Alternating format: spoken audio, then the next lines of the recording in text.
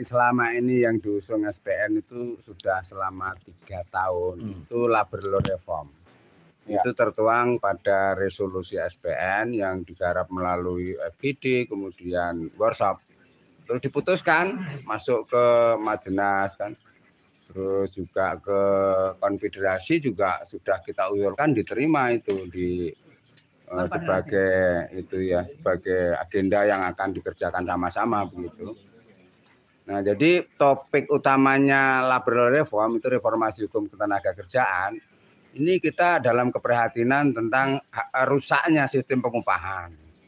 Kemudian ketidakkonsistenan tentang masalah norma dan ketenagakerjaan. Ya, masalah pengupahannya yang dilanggar, ya, masalah jaminan sosial, masalah pesangon, dan rasanya semuanya itu mengetahui kawan-kawan semuanya. Jadi ini akhirnya harus menjadi masalah kita bersama. Nah, kenapa topik SPN kemudian mengerucut ke JS3H? Ya. JS3H itu jaminan sosial semesta sepanjang hayat. Itu sudah nggak tahu kehitung berapa kali itu diseminarkan oleh SPN sendiri. Bersama ILO, bahkan ILO itu membuat studi ya, dan kemudian dilaporkan ke pemerintah Republik Indonesia itu ya, bersamaan dengan dinamika Undang-Undang Cipta Kerja ya. Gitu. Tapi pada kenyataannya setelah saran, masukan segala macam itu tentang konsep JS3H itu sudah kita masukkan, bahkan sejak Omnibus Law itu belum diputuskan ya, kan diundang itu di Melia ya. Nah, di sana berbagai varian serikat pekerja, konfederasi, federasi, saya juga ada di sana. Teman-teman selalu sikapnya hanya menolak. Menolak tapi menolak tidak ada action. Iya, menolak ya, tapi kan? Tidak meminta. Nah, hanya saya sendiri waktu itu saya serahkan. NATO dong. Resolusi SPN itu. Nah, ini loh yang diminta pekerja. Nah, kemudian diminta untuk menuliskan kan. Nah, kemudian saya sudah bawa itu konsep naskahnya itu, kemudian saya sampaikan isinya antara lain adalah tentang kepastian kerja. Ya. Kepastian kerja itu job security di situ kita analogkan. Nah, job security yang seperti apa? Selama ini kalimat tolak outsourcing dan PKWT itu pada prinsipnya sebetulnya adalah tentang pelanggaran. Pelanggaran pasal 59. Iya. Nah, di dalam resolusi itu minta supaya kalau melanggar pasal 59 itu harus ada pidana karena ekses risikonya sangat besar, risiko sosial terutama kehilangan pekerjaan, kehilangan penghasilan kan. Tapi hukuman itu sudah ada. Ya. Hukuman itu sifatnya administrasi, yaitu batal demi hukum kan. Ya. Nah, kita usulkan supaya dipidana 7 tahun bahkan itu. Nah, kemudian tentang upah. Ya. Upah itu di samping masalah formulanya yang rusak setelah PP 78 tahun 2015 itu, ya, sehingga meninggalkan konsep upah layak. Ya. Yang kesini semuanya merasakan tingkat kerusakan konsep upah minimum itu sendiri. Ya. Yang didasarkan kepada nilai konsumsi rata-rata rumah tangga.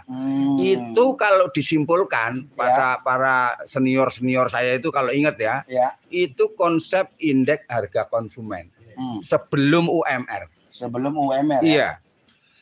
Kemudian UMR itu menggunakan KFM namanya.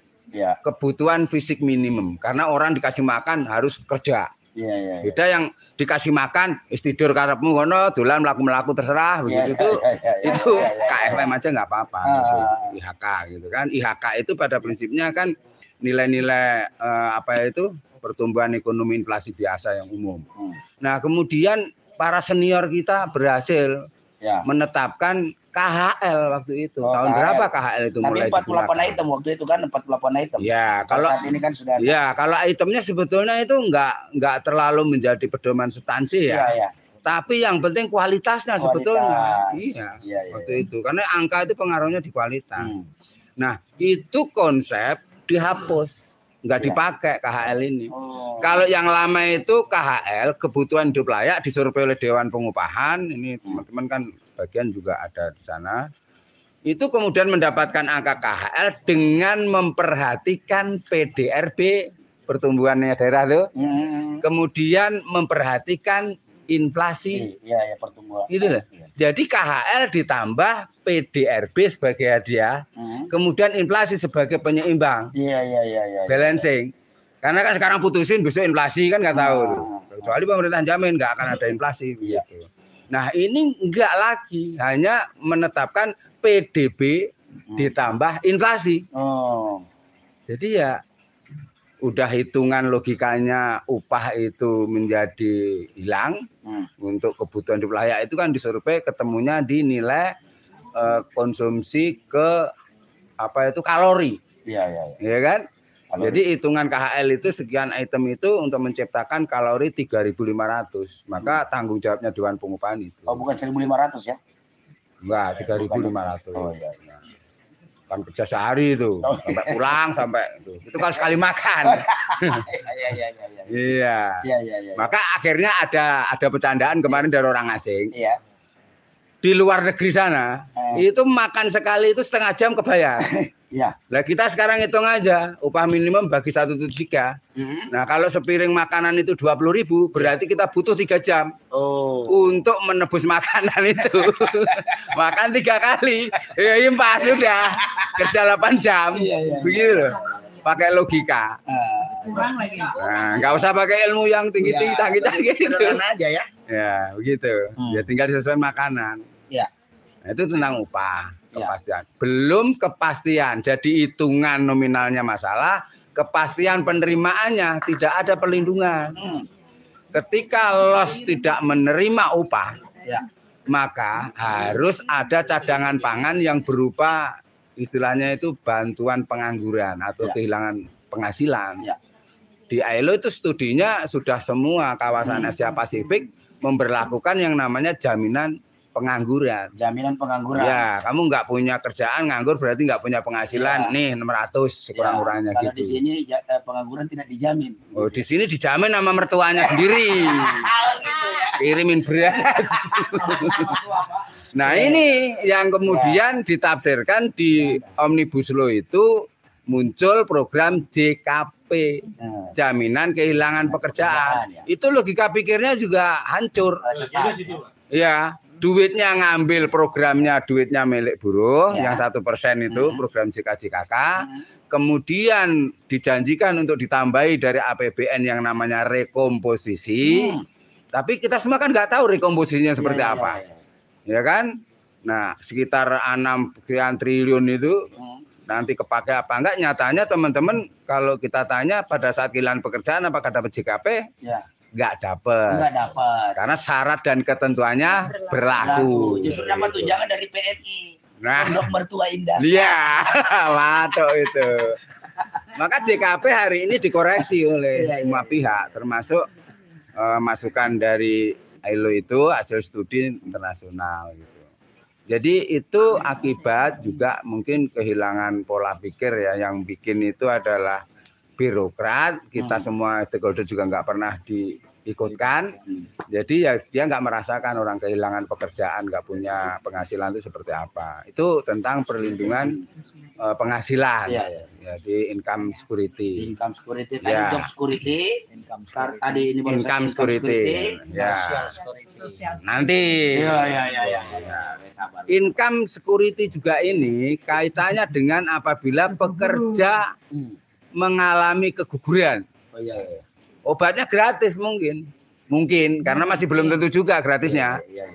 Tapi kalau penghasilannya juga nggak terkompensasi, bagaimana? Ketika sakit dia mendapatkan pelayanan gratis, tapi kompensasi penghasilannya nggak ada. Di Undang-Undang 13 ngatur juga nggak ada jaminan. Kalau pemberi kerja nggak membayar, apa kira-kira konsekuensinya? Nggak ada di situ secara jelas. Kalau dipidana itu caranya gimana? Sanksinya ngambang ya? Ngambang. Itu kehilangan. Nggak diterima langit, tidak diterima bumi. Kalau ngidul aja ke karuan gitu ya. Maka kaitannya nanti dengan sistem social security-nya. Nah, social security yang sekarang sudah ada kan jaminan sosial itu melalui SJSN. Sistem jaminan sosial nasional. Selama ini kita menolak itu. Menolak karena apa? Sudah cacat di pasal 5 SJSN Undang-Undang Nomor 40 tahun 2004 itu. Cacatnya di mana? Pasal 5 itu penunjukan penyelenggara. Jaminan sosial diselenggarakan oleh Taspen, Asabri, Jamsostek dan Askes. Tapi digugat oleh Pemprov Jawa Timur waktu itu tahun berapa ya? 2005 kalau enggak 2006 ya. Nah, itu dikabulkan. Pasal 5 digugurkan. Sehingga akhirnya kan enggak jalan dari 2004 itu baru muncul Undang-Undang BPJS tahun 2011 nomor 24 itu. Tapi kita menolak karena apa? Itu nggak akan bagus kita dilaksanakan. Waktu itu perdebatannya nanti kalau lembaganya bagus ya hasilnya akan bagus. Nah, ternyata tetap aja jelek karena materi perintah undang-undang SJSN-nya itu jelek karena selalu bertentangan gitu. Di situ antara kewajiban dan hak itu selalu bertentangan. Nah, kemudian BPJS itu disahkan. Nah, terus muncul beberapa programnya itu kan, jaminan kesehatan, jaminan kecelakaan kerja, jaminan hari tua, jaminan pensiun. Jaminan kesehatan yang tadinya nggak bayar menurut Undang-Undang Jamsostek 392 itu harus bayar 1%. Nah, suruh bayar iuran 1% aja pada males. Ini suruh bayar jaminan, ya kalau suruh bayar iuran 1%, itu kan teman-teman juga keberatan. Nah, ini suruh bayar kesehatan 1%, nggak pernah itu merasa keberatan kayaknya, atau belum tahu kalau belum dikompori. Nah, tapi sekarang itu oleh RUU Omnibus Law Kesehatan, perusahaan sudah tidak wajib membayar BPJS. Nah, itu nanti lanjutannya. Nah, maka setelah muncul perintah di BPJS, 5%, 4% dibayar pemberi kerja, 1% dibayar pekerja. Jaminan kesehatan. Ada yang nanya, Front Nasional tolak BPJS kok nolak jaminan sosial? Dasarnya apa? Nah, waktu itu jawabannya adalah spending mandatory. Undang-Undang Nomor 36 tahun 2009 tentang kesehatan, 5% kesehatan itu tanggung negara, 10% tanggung daerah. Dulu namanya Jamkesmas dan Jamkesda. Jadi kalau lolos namanya disclaimer BPJS, Jamsostek waktu itu ya, itu orang langsung bisa akses Jamkesda gitu langsung. Karena kita waktu itu bikin kajian Pak Purwakarta, Bupati Pak Didi, itu semua rakyatnya peserta Jamsostek, terutama program 2 kecelakaan dan kematian sama kesehatan, gitu. Jadi backupnya adalah Jamkesda tadi. Setelah disahkan Undang-Undang BPJS, Jamkesda, Jamkesmas close. Karena perintahnya adalah mekanisme PBI. Penerima bantuan iuran gitu. Tapi itu sumber dari 10% dari APBD. APBD tadi. Nah, tapi cara belanjanya yang beda gitu. Maka akhirnya terjadilah istilahnya itu audisi orang miskin. Iya, kalau mau dapat PBI harus ikut audisi. Lolos jadi orang miskin apa tidak? Ada PP-nya itu, nggak sembarangan. Begitu ya, ada audisi ya? Iya, diuji dulu gitu loh. Padahal orang miskin semakin sering disebut, jumlahnya nambah terus. Nah, begitu. Nah, maka akhirnya sekarang ini 5%, 10% itu dihapus dengan asumsi alasannya DPR itu nanti biar melalui diskresinya masing-masing pejabat daerah maupun pusat dalam memberikan bantuan sosial melalui jaminan sosial. Nah, sekarang logika pikir. Ada spending mandatory 10%, 5% aja. Banyak melanggar. Banyak yang loss, yang nggak dapat. Ribut di rumah sakit, ya kan? Belum sembuh, udah suruh pulang. Nah, begitu obat nebus sendiri, gitu. Maka ini bagian dari masalah baru yang akan datang. Pasti kuotanya PBI akan menurun, ya kan? Nah, kemudian pekerja yang tiba-tiba nggak diiur atau kehilangan kepesertaan BPJS, dia sulit untuk mendapatkan akses bantuan apa istilahnya iuran itu dari pemerintah. Gitu. Nah, ini jaminan kesehatan. Padahal jaminan kesehatan ini 5%. 5% itu pekerja mengiur, kalau orang umum berapa tuh 45.000. Ya kan? 45.000, kemudian dapat diskon berapa itu? Ada yang diskon kan itu? 30-an ya, 30.000. Nah, ini pasti nanti yang nominal itu akan dinaikkan. Nah, tadi sampai spending mandatory ya. Urusannya mandatory. Duit. Iya. Iuran 5%. Ini kalau konsisten kali 58 juta populasi itu dibayar oleh pemberi kerjanya, itu sebetulnya selesai urusan kesehatan.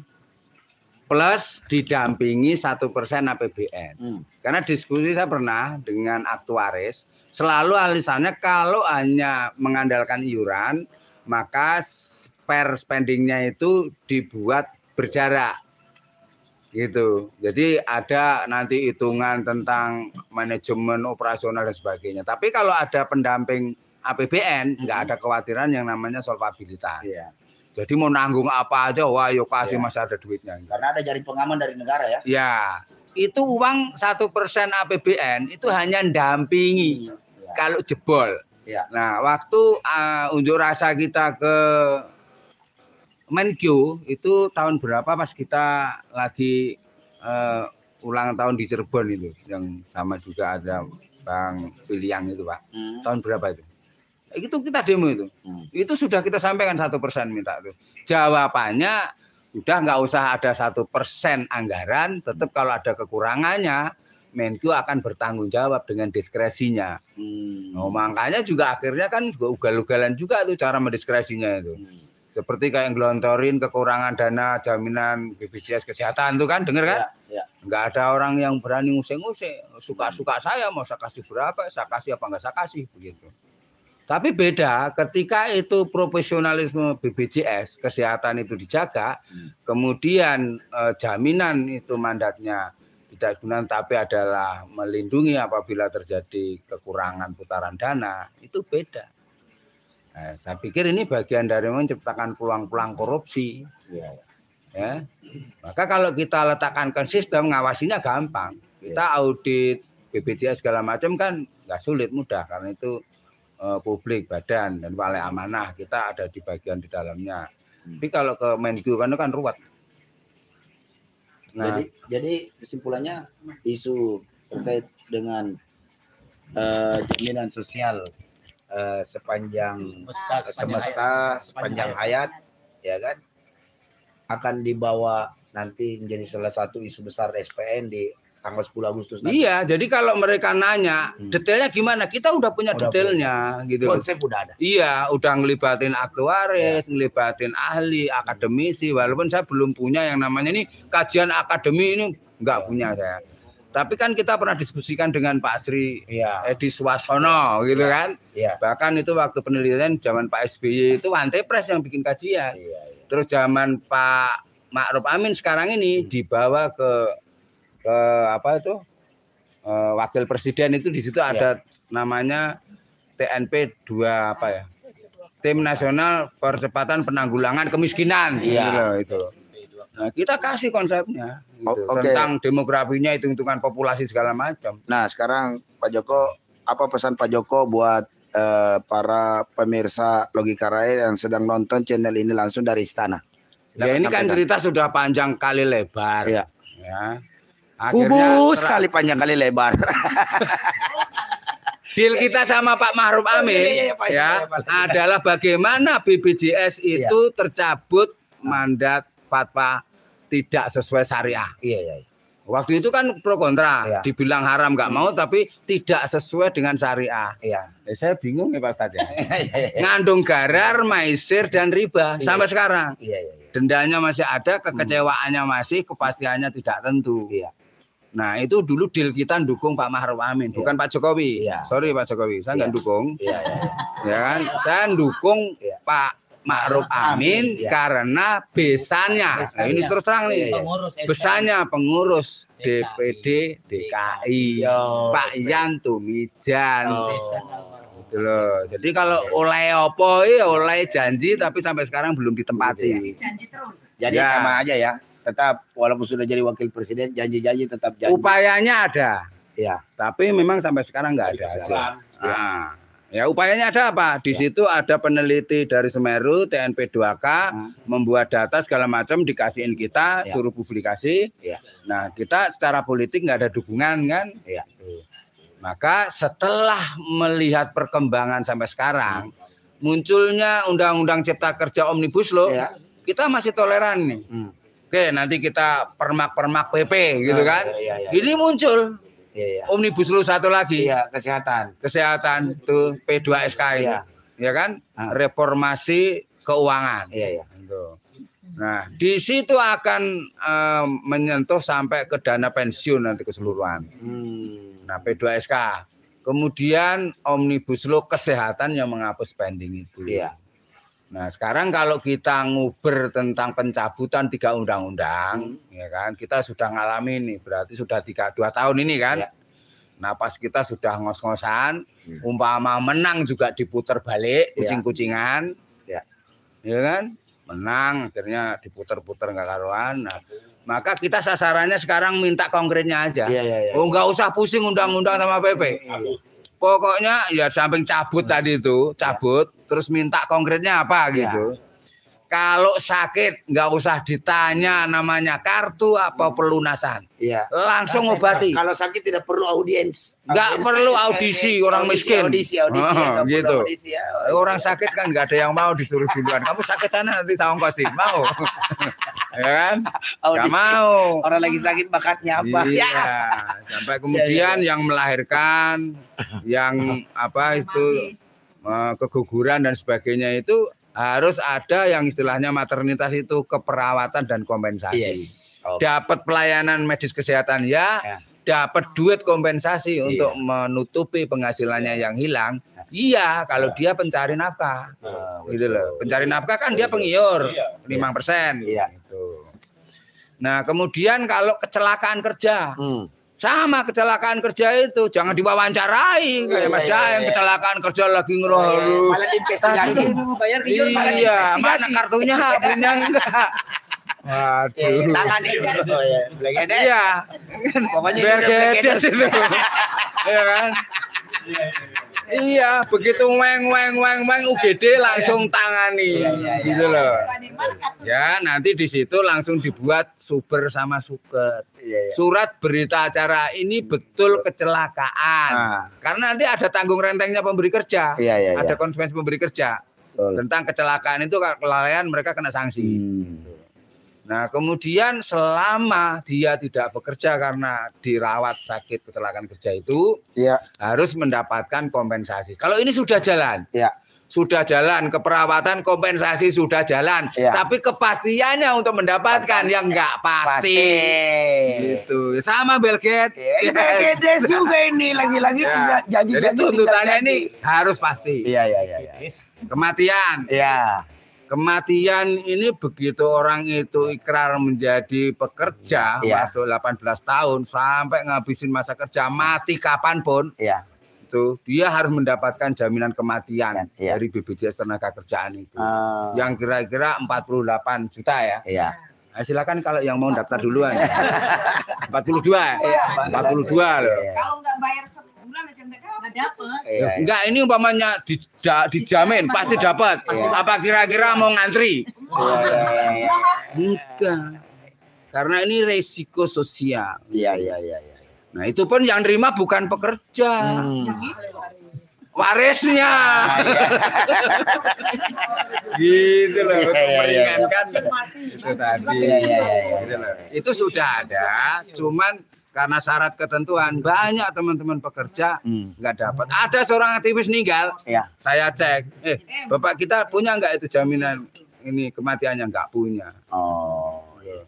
Coba kalau diantara kita ini nanti ada yang meninggal. Saya sudah nggak punya sekarang. Karena sudah dicairkan JHT-nya. 19 juta. Buat ini. Di sana di belakang gitu. Ya, kematian. Kemudian masuk JHT, jaminan hari tua itu harus dicairkan 56 dengan benefitnya. Begitu dicairkan, kesananya tetap dapat kesehatan dan kematian. Karena setelah JHT kan 59 kan cair pensiun. Ya kan? Nah, di antara cairnya JHT dan pensiun kita nggak tahu kapan cairnya pesangon. Pesangon jatuh temponya itu sewaktu-waktu. Masuk usia 18 tahun, 20 tahun, 50 tahun kan. Nah, itu harus diintegrasikan gitu loh. Kalau ternyata pesangon jatuh temponya di bawah 56, maka itu cairnya pesangon masih ada harapan terkelolanya JHT dan pensiun. Karena sudah dipaksa kan, karena jatuh temponya kan beda-beda tuh. Jatuh temponya pesangon adalah peristiwa PHK. PHK apa? Apapun. Nah, maka kalau ini diintegrasikan antara JHT, jaminan pensiun, pesangon, itu banyak yang nggak menyadari kalau di sana terpupuk uang pekerja dan pengusaha yang ada di imbalan pajak kerja itu totalnya 5,7 ditambah 3% ditambah 8,3. Nah, kalau ditambah 1% dan 5% totalnya 23%. Buruh dan bosnya itu menempatkan uang di BPJS Ketenagakerjaan dan Kesehatan. Selama ini praktek seperti itu. Dari mana yang 8,3? 8,3 itu asumsi pesangon kan setahun 1 bulan. Upah sebulan dibagi 12, 8,3. Itu iuran di buku perusahaan itu. Namanya PSAK 24, Pernyataan Standar Akuntansi Keuangan. Karena dia menyatakan patuh. BPJS-nya sudah dibayar 14,7. Ini pesangonnya sudah dicadangkan gitu ya, 8,3 tiap bulan. Tapi pada saat jatuh tempo pekerja itu harus menagih, harus menerima, ternyata harus bersengketa. Gitu. Nah, ini masalahnya itu. Jadi yang kita tuntut adalah di samping jumlahnya yang layak memadai, menjawab kesinambungan lanjut usia, dan pada saat kehilangan pekerjaan itu tunai, yang namanya JHT kan tunai. Itu juga kepastian untuk mendapatkan negara menjamin.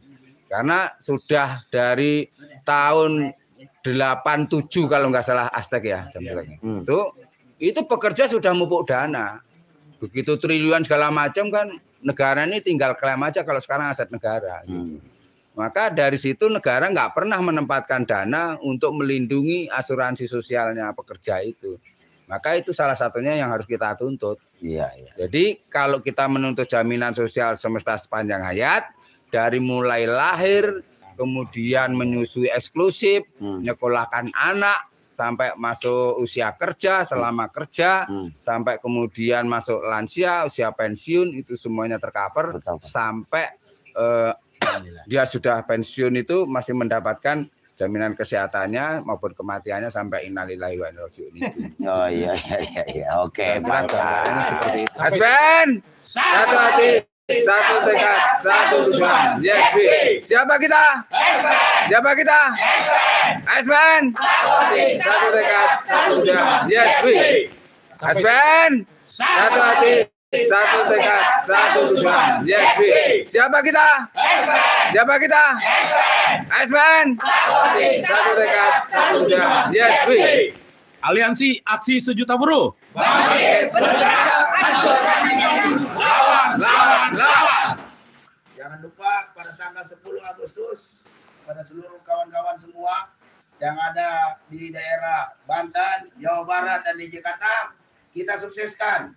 Kita kepung Jakarta, kita semua istana pada tanggal 10 Agustus tahun 2023 dengan tuntutan cabut Undang-Undang Omnibus Law Cipta Kerja, cabut Undang-Undang Kesehatan, wujudkan jaminan sosial semesta sepanjang hayat. Hidup buruh! Hidup buruh! Hidup buruh!